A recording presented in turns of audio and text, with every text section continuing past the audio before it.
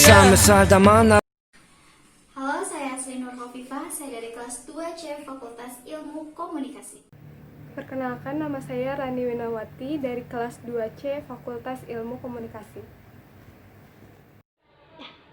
Halo, Assalamualaikum warahmatullahi wabarakatuh. Nama saya Ena Handayani dari kelas 2C Fakultas Ilmu Komunikasi. Perkenalkan, nama saya Fadila Andin, kelas 2C dari Fakultas Ilmu Komunikasi. Halo, saya Khalifah, kelas 2C dari Fakultas Ilmu Komunikasi.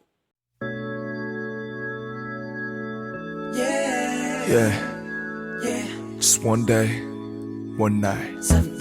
That's all I ever. Oke, saya akan menjelaskan tentang pengertian komunikasi massa. Secara bahasa, komunikasi massa atau mass communication adalah proses penyampaian pesan melalui media massa. Istilah komunikasi massa singkatan dari komunikasi media massa. Jika kita rinci secara bahasa, komunikasi adalah menyampaikan pesan, media adalah saluran sarana massa sejumlah orang atau publik. Dengan demikian, komunikasi massa tidak luput dari media, bahkan media menjadi inti dari komunikasi massa. Ahli Bittner mengatakan komunikasi massa adalah pesan yang disampaikan ke sejumlah orang melalui media massa. Terima kasih.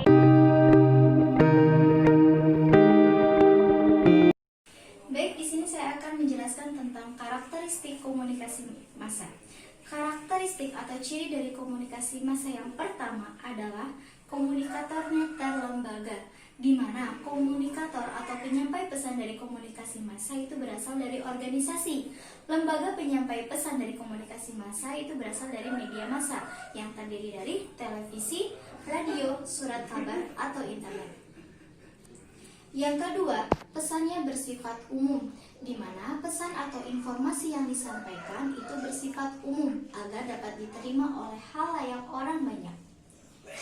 Ciri yang ketiga adalah komunikannya anonim dan heterogen, yang artinya komunikasi massa disampaikan kepada orang-orang yang bersifat khalayak banyak atau umum, di mana komunikan tersebut tidak mengenal antara satu dengan yang lainnya.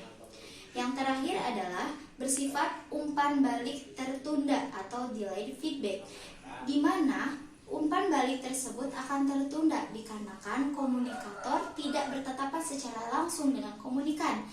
Oleh karena itu, si komunikator tidak dapat menerima respon atas informasi yang dia sampaikan, menerima respon dari komunikan tersebut. Mungkin itu yang dapat saya sampaikan. Terima kasih.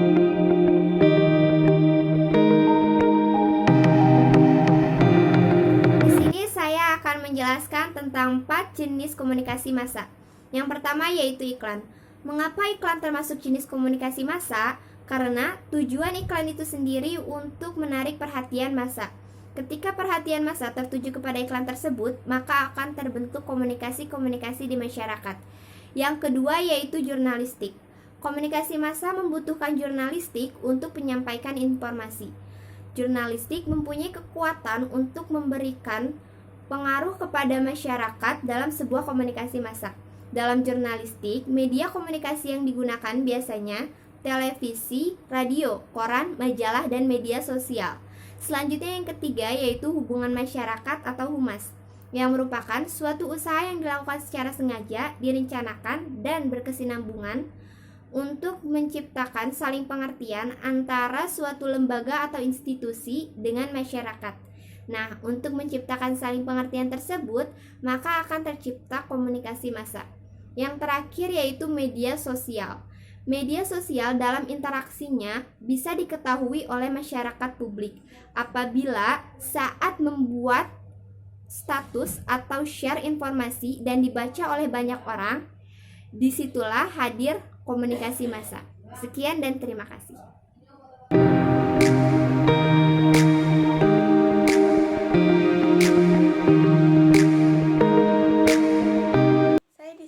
Menjelaskan tentang efek komunikasi massa, di mana efek komunikasi massa sendiri terbagi menjadi 3. Yang pertama yaitu kognitif, yang kedua konatif, yang ketiga afektif. Kognitif sendiri ialah bersifat informasi, di mana seseorang mendapatkan informasi atau gambaran tentang hal-hal atau tempat yang belum pernah ia kunjungi. Terus yang kedua itu ada konatif. Konatif itu suatu tindakan seseorang setelah menerima informasi. Tindakannya seperti timbal balik yang bagus atau respon dan tanggapan yang bagus. Terus yang ketiga ada afektif, di mana efek ini melibatkan perasaan sedih, kesal, marah, dan terharu, tergantung informasi yang diberikan.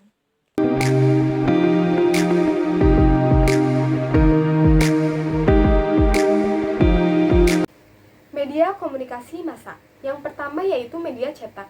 Pada dasarnya, kita mengenal dua jenis media cetak.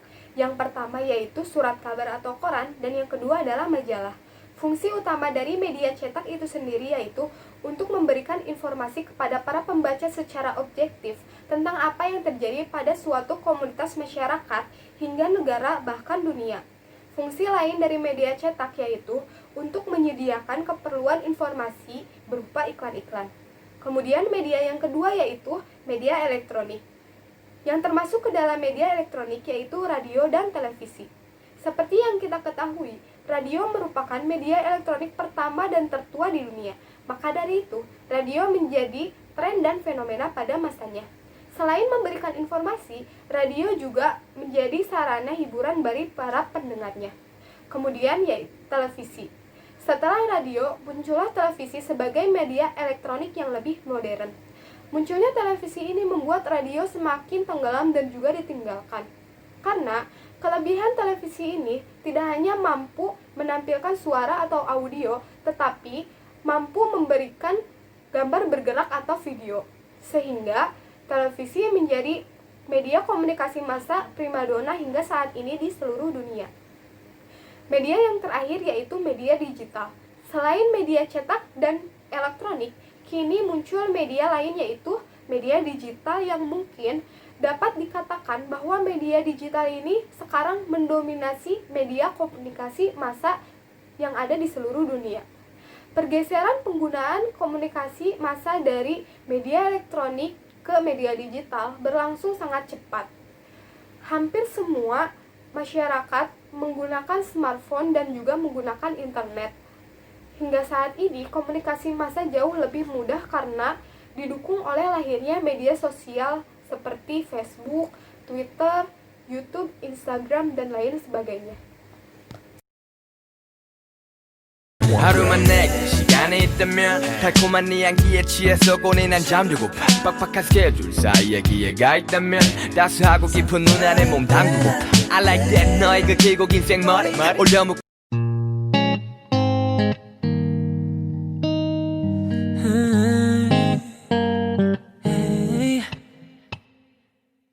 내 시계는 멀쩡한데 시간은 멈춰있고 뭐 하나 되는 게 없네 내 모습이 우스워 하염없이 키웠던 둘만의 세상에선 덩그러니 나 혼자 여기 남겨져 있어 저 하늘에게 난 물어보고 싶어 yeah. 사랑한